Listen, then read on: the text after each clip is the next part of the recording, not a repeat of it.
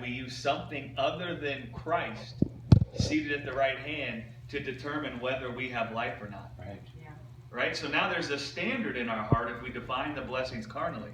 There's a law in there that's going to either judge us as blessed or not blessed, or judge us as having life or not having life based on the world. Yeah. Yeah. Right? Yeah. And so what happens once that standard gets set up in our heart, it'll actually bring condemnation to our heart anytime we think we don't have something in the world that we need to have life. Mm-hmm. Guilt and shame and all those things. Shame, and it'll judge us, it'll condemn us in our hearts, and what it will do is it will actually tell us we're separated from the life of God. Yes. Yeah. Absolutely does. Yeah.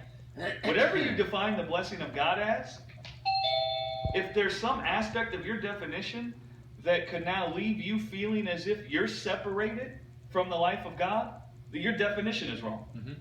Because the blessing of God is designed to come and tell you how you can't be separated from life. Right. Ever. Right? And what happened was, like in my own life, I set up this carnal idea of blessings, and then what happened was every time I didn't think I had one of those blessings, I'd be pierced through with many sorrows. Because I would think that I was separated from the life of God. Yeah. Right? Yeah. And so my idea of the blessing of God, it was a standard in my heart, and it was a carnal standard, and every time I thought I didn't have one of those blessings going on in my life, that standard was now in my heart telling me that I was separated from the life of God. So my foot was broken when I was running all the time, and I couldn't get that thing healed.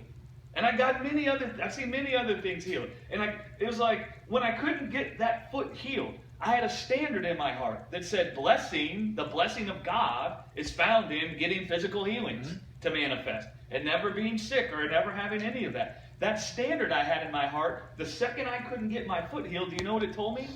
You don't have life. You're separated from the life of God, Greg. Yeah.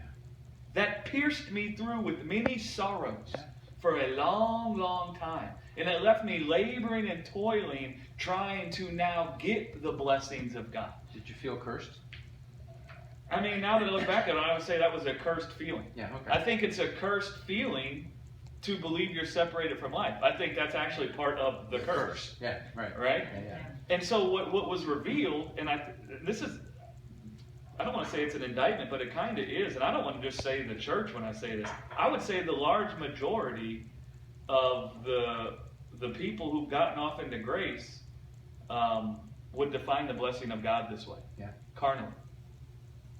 And they don't even realize it. And they define the promise of God carnally. Yeah. And what they're doing is they're setting up a law in their hearts that will condemn them every time something doesn't go exactly perfectly in the world. Mm-hmm. And they'll feel separated from the life of God. Mm-hmm. But the blessing of God is designed to come and persuade you can never be separated from life ever again, no matter what happens in the world. And that's so good. You see?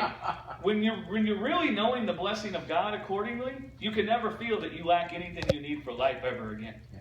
You could never believe that you don't have all things that pertain to life and godliness ever again. Now, you could feel pressed in upon by something trying to convince you you're separated from life or you don't have life. Something could come smack you in the face and say, what about this?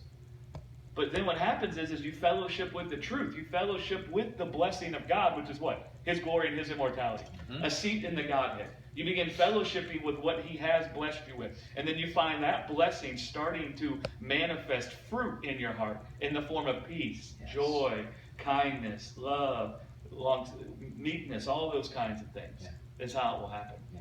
That's a huge shift, though.